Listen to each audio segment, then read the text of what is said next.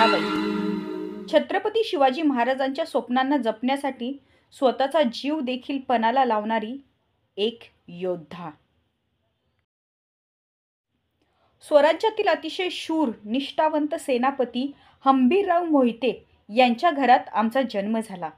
घरातूनच शौर्य, धैर्य, निष्ठा आणि कर्तृत्वाचे बाळकडू आम्हास मिळाले।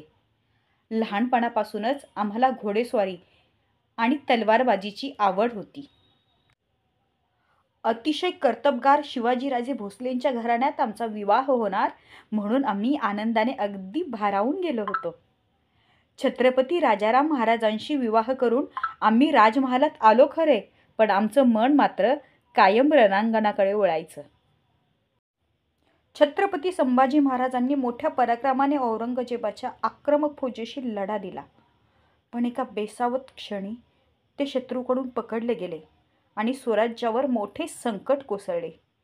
संभाजी महाराजांना गमावल्याच्या दुःखातून आम्ही सावरत नाही तोपर्यंतच महाराणी येसूबाई आणि पुत्र शाहू यांना मुघलांनी कैदेत टाकले। आमची संकटांची ही मालिका थांबतच नव्हती आणि त्यातच राजाराम महाराजांच्या आकस्मिक निधनाने जणू आमच्या पायाखालची जमीनच सरकली।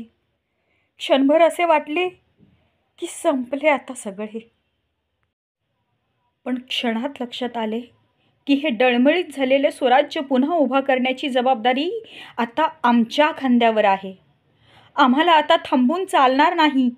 आम्ही आमचं दुःख बाजूला सारलं आणि ठरवलं, स्वराज्य जिवंत ठेवणे हेच आमचं आयुष्य।